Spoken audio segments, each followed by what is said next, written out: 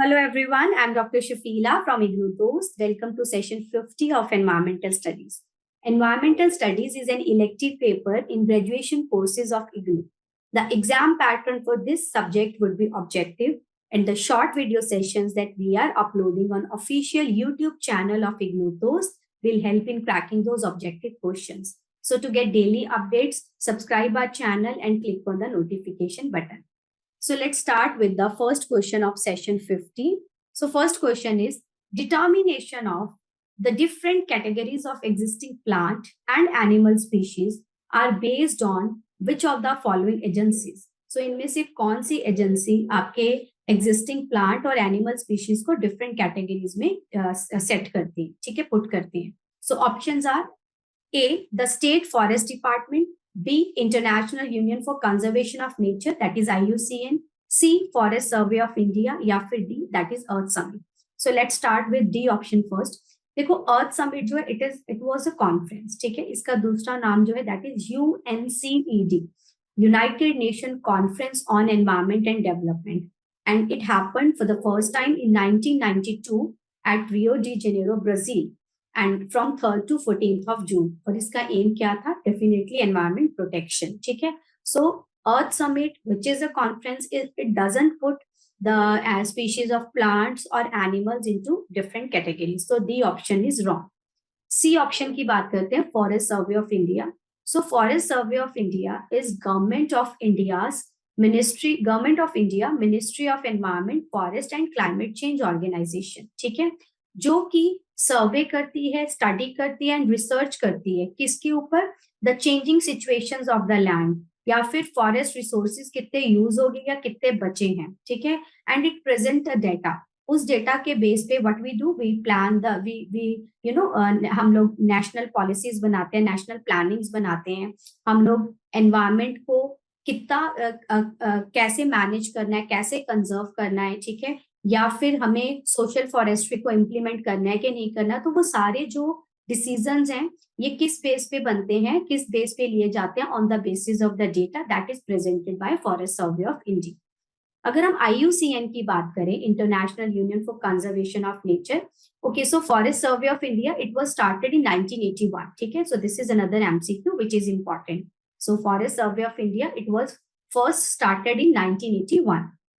IUCN की बात करें, सो बेसिकली ये क्लासिफाई करता है the status of plants, animals and other organisms threatened with extinction, ठीक है. सो बेसिकली ये बताता है कि कौन से प्लांट्स या कितने प्लांट्स या कितने एनिमल्स या कौन सा प्लांट या कौन सा एनिमल वो थ्रेटन्ड है, वो एंडेंजर्ड है, वो वल्नरेबल है. तो उस कैटेगरी में पुट कौन करता है? That is IUCN. And IUCN जो था it was started in 1994, clear. और ये किस बेसिस के ऊपर असेस करता है कि कौन सा प्लांट या एनिमल या अदर ऑर्गेनिज्म किस कैटेगरी में जाना चाहिए? There are 5 set criteria, quantitative criteria. So first is like the decline, the population decline rate of the species, कि किस स्पीड से उस स्पीशी की जो पॉपुलेशन है वो डिक्लाइन हो रही है. Number 2, the geographical range. Number 3, whether the any species of plant, animal or any other organism is living in restricted area. Number 4, whether the species is already having a very small population. And number 5, कि जब हमने initially quantitatively हमने evaluate करा था, हमें क्या ये indication मिला है कि this particular species is at high risk of extinction in wild. तो ये 5 आपके क्राइटेरियाज हैं जिसके बेस पे IUCN फर्दर आपकी जो स्पीशीज हैं उनको मेन देयर आर 3 कैटेगरीज उनमें पुट करती है. So what are those 3 categories? Critically endangered हैं या वल्नरेबल हैं, ठीक है. एंड IUCN जो है it updates this list every year. कौन सी लिस्ट? द रेड लिस्ट, ठीक है. सो रेड लिस्ट बेसिकली उसमें थ्रेटन्ड स्पीशीज की लिस्ट है जिनको further they are put in certain categories. The 3 are the main categories, which is critically endangered or vulnerable, and it updates that list every year, ठीक है. जैसे जैसे सर्वे होता है, रिसर्च होती है, उसके अकॉर्डिंगली ये एवरी ईयर इस लिस्ट को क्या करता है? अपडेट करता है. तो आंसर हमें मिल गया कि कौन सी agency plants, existing plants and animal species को डिफरेंट कैटेगरीज में डिटर्मिन करती है. So that is IUCN. ठीक है. The state forest department, so this department is different for every state. Haryana का अपना स्टेट फॉरेस्ट डिपार्टमेंट है, पंजाब का अपना है. सो इसका बेसिकली ये अपनी स्टेट का फॉरेस्ट डिपार्टमेंट को मॉनिटर करता है. So answer to question number 1 is B, that is IUCN. Next question is Chir pine plantations in the Himalayas have replaced the. So Chir pine plantation basically ये plant जो है इसके commercial uses. ठीक है. सो ये जो प्लांट है इससे रेजिन मिलता है, इसका वुड यूज होती है, इसके लीव्स, इसका ट्रंक, तो एवरी पार्ट इसका यूज होता है. ठीक है. So it has commercial value. चिर पाइन प्लांट जो आपका है इसकी कमर्शियल वैल्यू है. और चिर पाइन को प्लांट कर रहे हैं हिमालयाज में by replacing Himalayan oak and rhododendron. So rhododendron are red trees. ठीक है. So Himalayan oak and rhododendron जो है इसको रिप्लेस करके वहां पे लोग क्या लगा रहे हैं? चिरपाइन. बाय चिरपाइन बिकॉज चिरपाइन की कमर्शियल वैल्यू है. ठीक है. So chir pine, plantation of chir pine is basically an example of monoculture. So हम लोगों ने पहले भी one of the previous sessions में डिस्कस करा है कि what is monoculture. So monoculture का मतलब है जब तुम फॉरेस्ट को क्लियर करके या नेटिव ट्रीज को क्लियर करके वहां पे तुम एक पर्टिकुलर सिंगल क्रॉप लगा रहे हो या ट्री लगा रहे हो जिसकी कमर्शियल वैल्यू है. ठीक है. तुम्हें ये नहीं देखना कि तुम्हें बायोडाइवर्सिटी चाहिए, तुम अपना फायदा देख रहे हो, अपना बेनिफिट, कमर्शियल फायदा देख रहे हो. ठीक है. सो हिमालयन ओक एंड रोडोडेंड्रन को रिप्लेस करके वहां पे क्या लगाया जा रहा है? चिरपाइन इन हिमालयास. ठीक है. So teak and sal, babool and Mexican kicker, none of above. So सारी ऑप्शन गलत है. So correct answer is A, Himalayan oak and rhododendron. Next is which one of the following is not responsible for the decline in India's biodiversity? So biodiversity is variety of species. So इनमें से कौन सा responsible नहीं है species के खत्म होने का? Mining activities. सो माइनिंग, जितनी माइनिंग करने के लिए क्या करना पड़ेगा? हमें फॉरेस्ट क्लियर करने पड़ेंगे. डिफॉरेस्ट्रेशन करोगे, डिफॉरेस्ट्रेशन करेंगे तो आपके जो वाइल्ड लाइफ है उसका हैबिटेट खत्म होएगा. हैबिटेट खत्म होएगा तो बायोडाइवर्सिटी लॉस हो जाएगी. So mining activities are responsible for the decline of India's biodiversity. Hunting and poaching, hunt करना और कैच करना आपके वाइल्ड लाइफ को, सो डेफिनेटली उससे बायोडाइवर्सिटी आपकी लॉस होती है. Forest fire. So forest fire का जो रीजन है, it can be natural, it can be man made, but yes अगर फॉरेस्ट में फायर होएगा तो आपके वाइल्ड लाइफ जो है उनका नंबर कम डेफिनेटली होएगा, उनकी स्पीशीज भी लॉस होंगी. सो बायोडाइवर्सिटी लॉस का के लिए फॉरेस्ट फायर भी रिस्पॉन्सिबल है. एफॉरेस्ट्रेशन. एफॉरेस्ट्रेशन का मतलब है प्लांटिंग न्यू ट्रीज. सो अगर तुम नए ट्रीज लगा रहे हो, so definitely it is not responsible for loss of biodiversity. So in order to sustain our environment, in order for a sustainable ecosystem, we do need to go for afforestation. So answer is D. So D is not responsible for the decline of India's biodiversity. The fourth question of the session is which one of the following is not a direct outcome of environmental destruction? इनमें से कौन सा environmental destruction का outcome direct outcome नहीं है? सो अगर आपका environment हमने खराब करा है, डिस्ट्रक्शन हुआ है, तो बायोलॉजिकल लॉस हुआ है, वही डाइवर्सिटी लॉस हुआ है. ठीक है. So this is true. Environment को डिस्ट्रक्ट करा, तुमने फॉरेस्ट क्लियर करे, तुमने वहां पे अपने घर बनाए, तुमने एनिमल्स का हैबिटेट लॉस करा, तो खुद से बायोडाइवर्सिटी लॉस होगी है. This is true. B option, loss of cultural diversity. देखो कल्चरल डाइवर्सिटी क्या है? It is a reflection of connection of people with its local environment. तो जब तुमने एनवायरमेंट को डिस्ट्रक्ट करा तो कल्चरल डाइवर्सिटी डेफिनेटली लॉस होती है. ठीक है.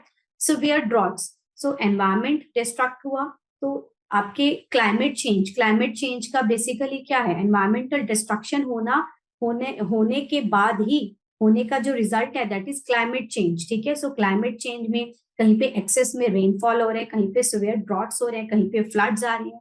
सो जैसे जैसे तुम अपने एनवायरमेंट को डिस्ट्रक्ट करोगे ना, nature will backlash you. So backlash कैसे कर रही है? कहीं पे अर्थक्वेक आ रहा है, कहीं पे एक्सेस में रेनफॉल हो रहा है, कहीं पे फ्लड्स हो रहे हैं, कहीं पे सिवियर ड्रॉट्स है. So severe droughts are direct outcome of environmental destruction. River Valley Project. So अगर हम देखें environment destruct हुआ तो उसके कारण रिवर वैली प्रोजेक्ट कैसे बन गए? ऐसा नहीं है, उल्टा है, this is opposite. River valley project का आउटकम है एनवायरमेंट डिस्ट्रक्शन. जब तुम रिवर वैली प्रोजेक्ट बनाते हो, वहां पे डैम बना रहे हो रिवर के ऊपर, ठीक है. सो अगर तुम ऐसा रिवर वैली प्रोजेक्ट जो तुम्हारे हैं, basically they affect the environment, ठीक है. So this is other way round.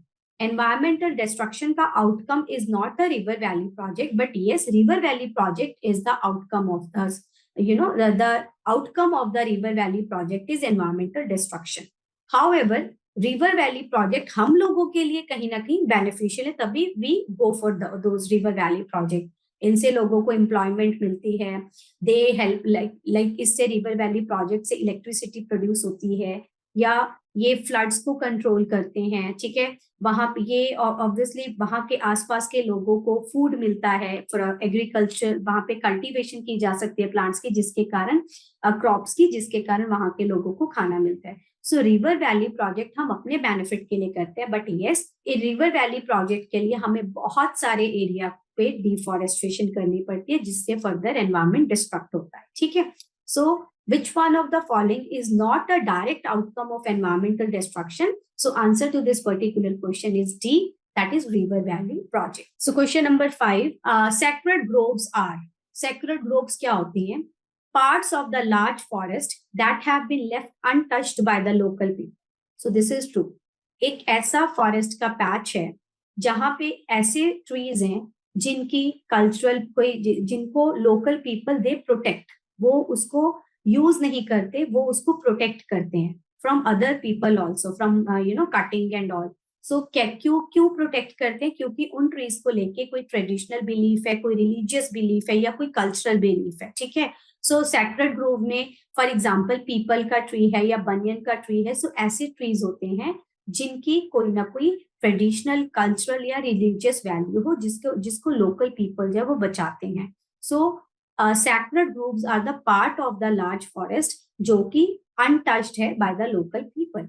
Places for grazing animals, sacred groves पे वो आपके grazing animals के लिए जगह नहीं है, ठीक है. So sacred groves are not that place. Forest earmarked for commercial felling of the trees, मतलब ऐसे forest जो कि designate करें कि यहाँ से तुम trees को काट सकते हो for the commercial purpose. No, sacred grove में तो तुम वहां पे तो जो ट्रीज है उनको तो इनफैक्ट प्रोटेक्ट किया जाता है by the local communities. Forest use for planting trees with medicinal properties. Yes, कहीं ना कहीं सैक्रेड ग्रोव में ऐसे प्लांट्स, ऐसे ट्रीज होते हैं जिनकी मेडिसिनल प्रॉपर्टीज हैं, लेकिन सैक्रेड ग्रोव ऐसे फॉरेस्ट नहीं है, ठीक है, जिनको हम लोग स्पेशली जहां पे प्लांट कर रहे हैं हम लोग मेडिसिनल प्रॉपर्टीज वाले, सिर्फ मेडिसिनल प्रॉपर्टीज वाले ट्रीज, ठीक है. सो डी ऑप्शन भी कहीं ना कहीं रॉन्ग है. So correct answer to this question is A. For sacred grove में ऐसे प्लांट्स हैं जिनकी traditional, cultural and religious value है एंड इवन मेडिसिनल प्रॉपर्टीज भी हैं, लेकिन वो ऐसे फॉरेस्ट में है जिनको हम स्पेशली मेडिसिनल प्रॉपर्टीज वाले ट्रीज को ही प्लांट करते हैं, ठीक है. So D option is wrong. Correct answer is A. अच्छा, for more information on the sacred grove you can go back to the session 10. So session 10 में हम लोगों ने बहुत अच्छे से कहाँ पे कौन से सैक्रेड ग्रोव हैं, ठीक है, तो ये सारा हमने डिस्कस करा. You can go back and listen to the video of session 10, ठीक है. So this was the last question of the session. So learners, those who are doing graduation or post graduation from IGNOU Dost is there to help you out. We at IGNOU Dost are providing live and recorded classes. We are giving value added notes. We are helping our learners for their exam through exam preview.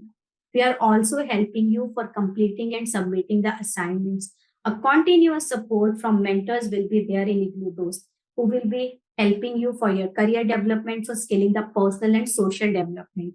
You can reach us out on the number 7594939297 via call or WhatsApp.